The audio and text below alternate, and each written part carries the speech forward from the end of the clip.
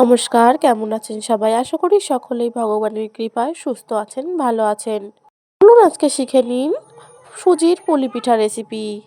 এই পিঠে কিন্তু চালের গুঁড়ের পিঠির থেকেও বেশি সুন্দর খেতে হয়। পিঠা বানানোর জন্য প্রথমে দুধ ভালো করে জাল করে তাতে দুটো তেজপাতা দিয়ে আমরা পাশে সরিয়ে রাখছি। শুকনো কড়াইতে 1 প্যাকেট পরিমাণে সুজি বা স্যামোলিনা দিয়ে আমরা কিন্তু হালকা লালচে করে ভেজে নিচ্ছি। একটু লাল লাল হয়ে আসলে তাতে অল্প অল্প করে জল দিয়ে সুন্দর করে একটা খামির আমরা তৈরি করে নিচ্ছি। আমরা এর ভিতরে কিছুই দেব না, শুধু একটু পরিমাণ মতো লবণ দেব।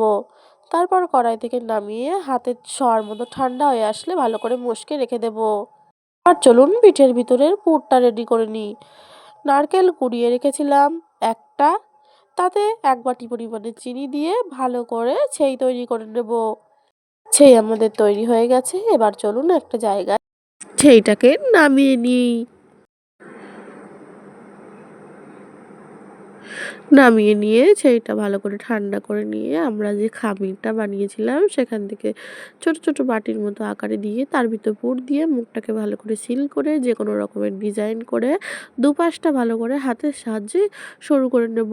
দেখুন আমাদের প্রায় সবকটাই বানানো কমপ্লিট। এবার আমি আগেই যে দুধ জাল করে রেখেছিলাম তার ভিতরে 1 বাটি পরিমাণে চিনি দিয়ে আবারও একটু নাড়াচাড়া করে চিনিটা গলিয়ে নেব। চিনি গলে আসলে দুধ ফুটে গেলে তার ভিতরে তৈরি করে রাখা সুজির পুরিগুলো দিয়ে দেব।